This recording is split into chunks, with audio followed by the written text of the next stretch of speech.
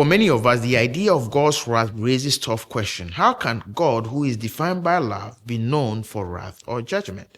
The Bible answers by showing us God's anger does not exist in a vacuum. It is directed at sin and injustice, which harm the people he created. Where there is no sin, there is no wrath. When God finally removed evil completely, his wrath will no longer be needed. Until that day, it served a purpose, letting us know that he will not ignore wrongdoing forever. The Bible makes it clear that vengeance belongs to the Lord. Passages like Deuteronomy chapter 32, verse 35 tells us we should not repay evil with evil. These verses remind us that humans are prone to anger, tainted by pride and resentment, and craving to get even. When we take vengeance into our own hands, we often create more suffering. God's wrath, by contrast, is pure. He judges with fairness, never out to spite. There has been times in my own personal life when I became angry with someone, only to later discover that the information which caused my anger was inaccurate. But with God, we can entrust our hurt and our injustice to him.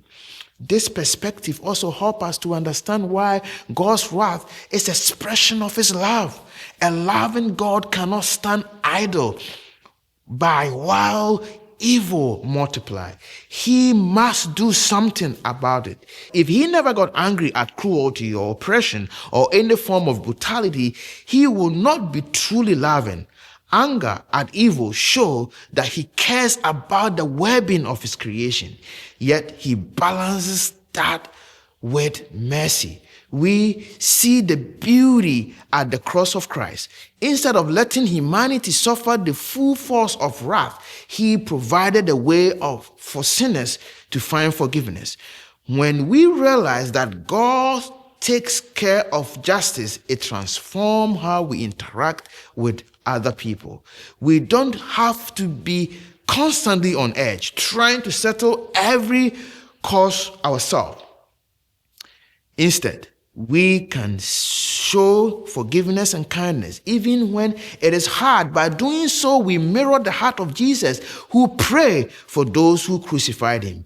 This does not excuse the wrong that was done, but it places the judgment in God's hands, where it belongs. The Bible looks forward to a day when evil is entirely removed from the world. On that day, God's wrath will be complete its purpose, and we will live in the kingdom of peace.